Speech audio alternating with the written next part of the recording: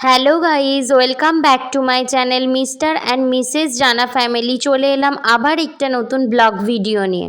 দিনটা ছিল আমার বোনের রিসেপশন। সেই দিন আমরা সকলে কি সুন্দর সেজেগুজে কতগুলো ছবি তুলে নিলাম। আমার বোনকে আর আমার বোনের হাজব্যান্ডকে কেমন লাগছে তোমরা জানিও।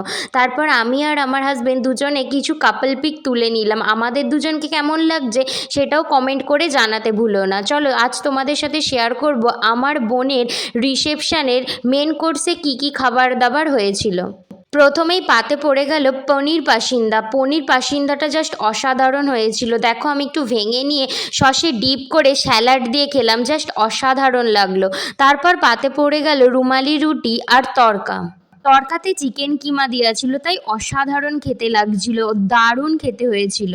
তারপরেই পাতে পড়ে গেল ভেজ রাইস আর সাথে ডাল।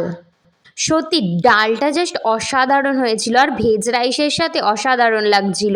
তারপর পাতে পড়ে গেল মিক্সড ভেজটা জাস্ট অসাধারণ হয়েছিল, পনির দিয়ে দারুণ লাগছিল। তারপর পাতে পড়ে গেল ভেটকি মাছের পাতুরি। পাতুরিটা জাস্ট অসাধারণ টেস্টি ছিল। আর এমন খুব কম বাঙালি আছে যে ভেটকি মাছের পাতুরি খেতে ভালোবাসে না, আমার তো জাস্ট অসাধারণ লাগলো।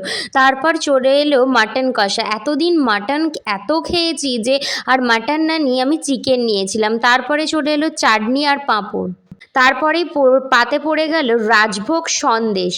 মিষ্টিটা জাস্ট অসাধারণ টেস্টি ছিল আর প্রত্যেকটা রান্না জাস্ট ওয়াও হয়েছিল। পরে চলে এলো আইসক্রিম আর পান। ব্লগটা এখানেই শেষ করলাম, ভালো লাগলে কমেন্ট করো।